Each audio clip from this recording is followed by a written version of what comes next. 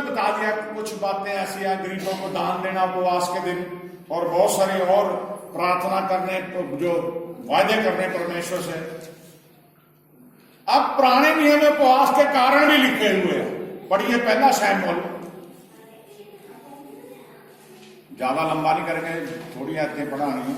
पहला शमूएल 31 अध्याय उसकी 13 आयत पढ़िए, 31 की 13। तब उन्होंने उनकी हड्डियां लेकर याबेश के झाऊ के पेड़ के नीचे गाड़ दी और 7 दिन तक उपवास किया। 7 दिन तक उपवास किया। इजरायली लड़ रहे हैं। शाऊल भी अपने लड़कों के साथ लड़ने गया। योनातान और दोनों लड़के जो उसके थे उसी दिन मर गए। अब शाऊल जो उसके हथियार ढोने वाला साथ था, दोनों बचे, वो जा रहे हैं। तो शाऊल ने देखा कि तीरों की बौछार हो रही है, चारों तरफ जंग का माहौल है, अब मेरे आदमी पीछे हट रहे हैं, हम मर रहे हैं। तो शाऊल ने उसे कहा, जो बहुत भार ढोने वाला था, हथियार ढोने वाला था, कह रहा ऐसा कर, ये कृपान पकड़ो, मेरे घोप दे, मुझे मार दे, मैं ये खतना रहे तो लोगों के हाथ से मरना नहीं चाहता। मुझे अब पता है कि मेरा अंत आ गया, मेरे बच्चे मार के मैं भी गया। तो कह वो डर गया, कह रहा मैं क्यों करूं। तो शाऊल ने अपने आप कृपान नीचे रखी, उस पर गिर के वो मर गया। जो हथियार ढोने वाला था उसने देखा मेरा राजा ही मर गया, उसने भी कृपान रखी, वो भी मर गया।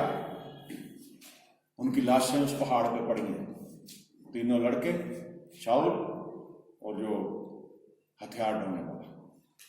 इस्राएली भाग गए। तो जब उन्होंने, दुश्मनों ने ढूंढा, देखा शाऊल भी मरा हुआ था, उसके लड़के में उसका, शाऊल का सिर काट लिया उन्होंने, जगह जगह प्रचार करा। फिर शूरवीर उठे इस्राएली, उन्होंने भाल करी, शाऊल के उसके पुत्रों के शवों को ले जाके, जो भी हमने पढ़ा, झाऊ के पेड़ के नीचे उन्होंने दबा दिया। और कितने दिन शोक करा?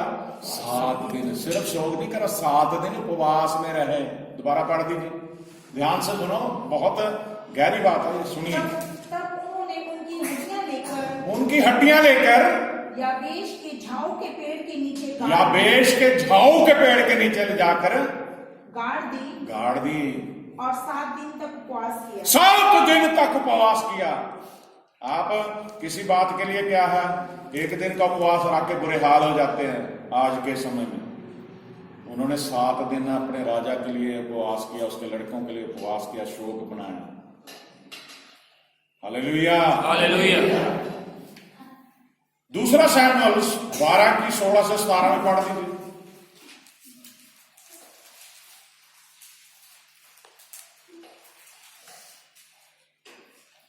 12 अध्याय उसकी 16-17। दूसरा शमूएल 12 अध्याय उसकी 16-17। दोष बलियों और पाप बलियों के लिए दिया जाता था। ध्यान ना पढ़ो, गलत पढ़ रहे। तो दाऊद ने उस मुंडे दे लिए, हिंदी पढ़ो, हिंदी। और दाऊद उस लड़के के लिए परमेश्वर से विनती करने लगा। हाँ, अब यहाँ पे दाऊद का लड़का बीमार हो गया और वो उस लड़के के लिए विनती करता। कहानी सभी को पता है, वो विनती कर रहा, क्या कर रहा है देखिए जरा।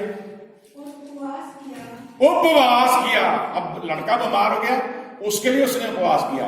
अब वो पैसे नहीं मांग रहा परमेश्वर से, अब वो ये नहीं कह रहा कि मुझे ताकतवर बना दे, वो अपने बच्चा बीमार है उसका, उसके लिए उपवास कर रहा। कारण है, अब सोचिए, बड़े ध्यान से सोचिए, उपवास का कारण ढूंढिए।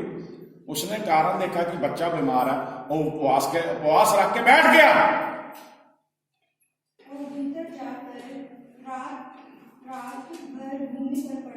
रात भर भूमि पर पड़ा रहा। तब उसके घराने के पुरनिये उठकर उसे भूमि पर से उठाने के लिए उसके पास गए। परंतु उसने ना चाहा और उसके संग रोटी ना खाई। कुछ भी नहीं खाया। देखो बस 16 पारे पढ़नी है, इससे आगे नहीं। कहानी सारांश में आपको बताता हूं। उसका बच्चा बीमार हो गया, उसने उसकी बीमारी को ठीक करने के लिए उपवास रखा। भूखा रहा, अच्छे कपड़े नहीं डाले, जमीन पे बैठ गया। अब मंत्री जो उसके परिवार के लोग उसे कह रहे कि डर रहे, उसे कह रहे उठ जा, वो कह रहे नहीं, और वो उपवास में बैठा, उसका लड़का मर गया। जब मर गया, अब वो डर रहे हैं उन लोग उसे समाचार देने के लिए कि तेरा बच्चा मर गया। वो कहते हैं जब ये अभी वो जिंदा ही है, बीमार की वजह से इतना कुछ इसने छोड़ दिया, भूखा प्यासा बैठा है, दुआ में बैठा है, अगर इसे बता दिया मर गया, ये पता नहीं इसका क्या हाल होगा। लेकिन जब खुसर खुसर करने के दाऊद को पता चल गया, वो कह रहा क्या मेरा बच्चा मर गया? वो कह रहे हाँ जी मर गया। वो उठा, नहाया धोया, घर जाके पढ़ लेना पूरे अध्याय, और कह रहा ले आओ खाना, ले आओ खाना। वो बड़े हैरान हुए, कह रहे जब आपका लड़का बीमार ही था, आप उसके लिए दुआ कर रहे थे, उपवास रखा हुआ था, खाना पीना छोड़ा हुआ था, बढ़िया कपड़े छोड़े थे, जमीन पे बैठे थे, रो रो के दुआएं कर रहे थे, अब जब वो मर गया तो आप कह रहे अच्छा बोला, कह रहे अब कुछ नहीं हो सकता। मैंने उपवास रखा उसे चंगा होने के लिए, परमेश्वर की मर्जी नहीं थी कि वो चंगा हो। अब वो तो मेरे पास आ नहीं सकता, मर गया वो। अब जिस दिन मैं मरूंगा मैं ही उसके पास जाऊंगा, इसलिए शोक करने की कोई जरूरत नहीं, जाओ खाएं, वो तो मर गया। अब कुछ लोग उपवास रखते हैं टारगेट बना के परमेश्वर को, परमेश्वर मेरा ये काम होना चाहिए, लेकिन परमेश्वर की रजा तो जानते नहीं। आपकी जिद से थोड़ी ना काम होगा, परमेश्वर की मर्जी से काम होगा।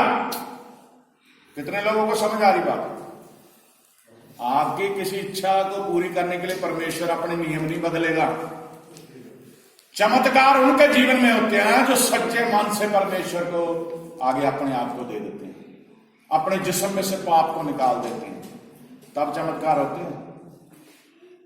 बाइबल में आप देखिए, जब यीशु मसीह धरती पे थे, कितने अंधों को आंखें मिली, कोढ़ी शुद्ध हुए, लंगड़े चले, जिनके नाम बाइबल में दर्ज है, उनके अलावा भी और अंधे थे, उनके अलावा भी और कोढ़ी थे, उनके अलावा भी बहुत सारे बंदे थे जिन्हें मुर्दों को जिंदा किया, और भी लोग थे मरे होंगे, लेकिन सिर्फ उनके जीवन में चमत्कार हुआ जिनके जीवन में परमेश्वर करना चाहता था। बोलो हालेलुया, हालेलुया।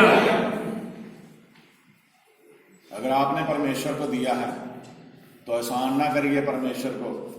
कई लोग मेणे मारते हैं, कई लोग ये कहते हैं मैं तब मानूंगा यीशु मसीह में शक्ति है अगर मेरा ये काम हो जाए।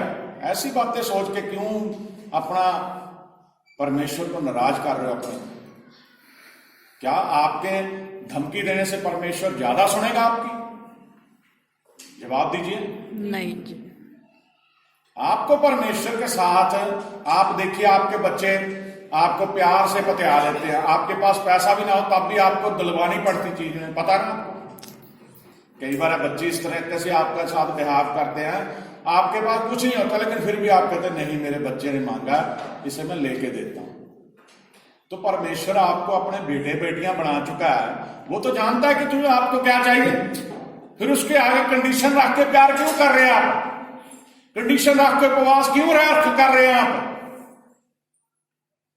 ध्यान से सोचिए।